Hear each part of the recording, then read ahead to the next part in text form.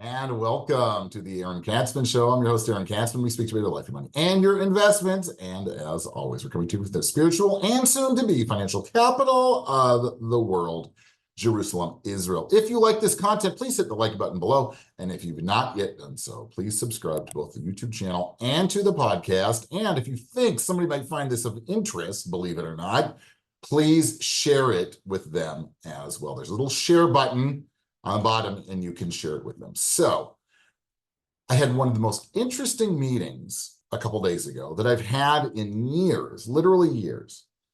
I met with a family, a father, elderly father, who had a couple of kids with him, 3 children. And the reason that they came in is because he wanted his children to meet me.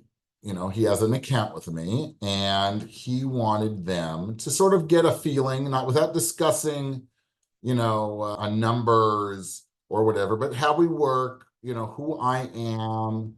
So so his kids can get a feeling for it, for me, that when, until 120, they should live and be well. If he passes and they inherit, so they'll at least know who to speak to, if not continue on with the investment. It was a really interesting meeting. The person had done a phenomenal job of organizing. Everything was organized, wills and trusts, all the things that we speak about here, and all the mistakes that I plead for people to avoid making were taken care of. It was a pleasure to speak with them. And then bringing the children in on it. It was just a pleasure, because at the end of the day, I know that in this particular case, there's not going to be everything was clear, everything is delineated, everything is sort of codified and written, right? No surprises. And that will lead to continued harmony amongst the family, which ultimately is the point. So as we were talking, one of the children asked a great question. They go, "You should live and be well, but after you pass, what do you want us to do with the money?" So at first it was like,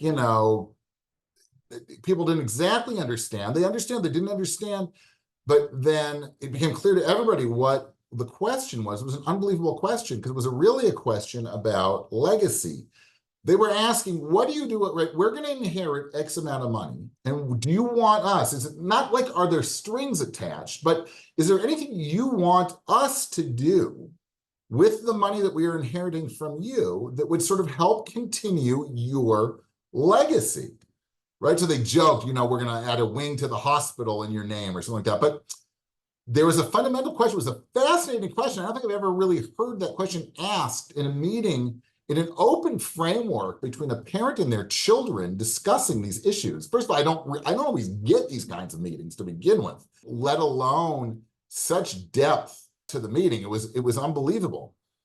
And the response in this particular situation was, I've already taken care of my grandchildren and great-grandchildren and great-great-grandchildren, believe it or not. What a blessing. And this money is for you. And I trust you, and you will do what you deem to be right with it, right? You can invest the money, you can spend the money, whatever it is. I trust you. I trust you 100% do what you want.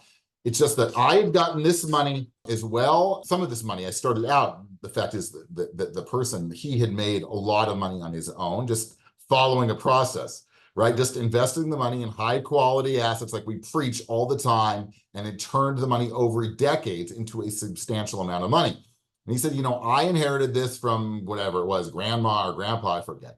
And their wish, I don't remember again who it was that it stays amongst blood relatives, right? So I want you to pass, whatever you make from it, or you spend it, it should go to sort of blood relatives outside of charity and things like that. So I thought that was fascinating. And we should all just sit back and think about, we speak about legacy, but first of all, the communication amongst between the parent and the children first of all, was beautiful. Second of all, it was what needs to be done, right? It was like textbook. Not speaking about any sums of money, but just, right, saying that there are sums of money, and some of them are delineated in a will, and the money with Katzman is in a trust, and blah, blah, blah, blah, blah. And, a list so that the children know who all the professional, who the accountant is, who the lawyer is, who's got the will, all these things. I couldn't have You know, it was like one of my shows. It was just to the letter, to the book. It was beautiful. But then just the conversation as she was opening up to them and telling them on a general level, without getting into specifics, it's just how you need to do it. And then their response to their parent about, what do you want us to do with the money to honor your name and to honor your legacy? It just blew me away. I was like on a high, you know, I had a bunch of crappy meetings to start the day. And some phone calls, which you could maybe define as chutzpah in the local vernacular, sort of these half an hour free advice phone calls. And then I sort of like ended the day on this high. And it was just beautiful. It's the way to be done. It's the way it needs to be done, right? You, the parent, make your will. If you need to do trusts, right? Organize, get everything, get all of your finances, your property and your stock accounts and your stamps. I don't know. Get everything written down, get it organized, know what you have, get it organized, write down who gets what. And then at some point in the future, without divulging too many details, just speak to them openly and saying, I just want you to know, I'm introducing you to X, I'm introducing you to Y, the lawyer, the accountant, the financial advisor, whatever it is, just so they know without knowing anything about how much. And then you can volunteer it. You can just say, you know, I want you, you can just do whatever you want with the money. Or I'd really like you to spend the money on X, Y, and Z, right? Whatever it is, just have that conversation, but in a warm and sort of non-pressured environment. I don't often like to speak about my meetings, but I'm obviously not giving up any names or anything like that, but it was beautiful. And too bad I didn't record it. I can't record it because of privacy and confidentiality, but generally that's the way to do it. Boy, that is the way to transfer funds to the next generation. That is the way to sort of define what you want your legacy to be.